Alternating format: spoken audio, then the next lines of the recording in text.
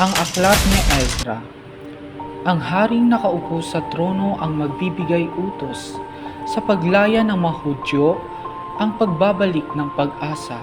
Itong propesiyang inilahad ang magbabalik buhay. Hirap man ang dadanasin ay siyang may patutunguhan. Sa mahabang panahon na paghihintay, may kapalit na biyaya. Ngunit tila ba ay nakalimot kung ano ang layunin. Ang batas ng Diyos na makapangyarihan ay masusunod. Sa pamamagitan ng pagsunod, ikabubuti ng lahat. Hindi pa huli ang pagsisisi. Isang tao ang magbibigay turo, kinabukasan na may dalang pagsisisi. Ang susing tungong liwanag, kamalayan, sa mga gawain ang magpapabalik sa kasiyahan. Pagtuturo ng tama ang magkukusang bumigkas sa kanilang mga puso. Pagprotekta sa batas na ginawa ng Diyos at pangangalaga sa mga Hudyo, perpektong ehemplo na mamumuno upang makalaya ito.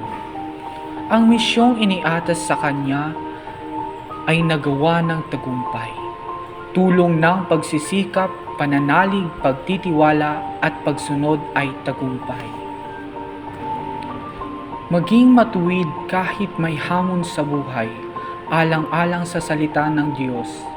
Kinakailangang ihiwalay ang nakasanayang maling kultura, ibigay ang puso sa tamang desisyon at tumaliwas sa maling pag-aakala. Sa landas na may katwiran, doon ka manatili upang maging banal. Ang ating pagsunod sa Diyos ay palaging nakakonekta sa hamon ng buhay.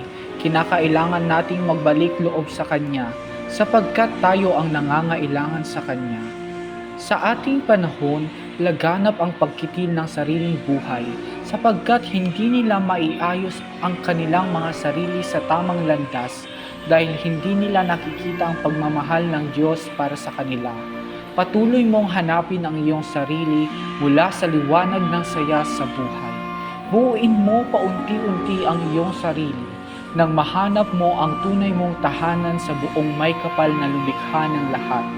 Huwag kang mawalan ng pag-asa, may darating na tulong mula sa Kanya. Tulungan kang bumangon sa sakit at hinagpis na naranasan natin sa mundong ito.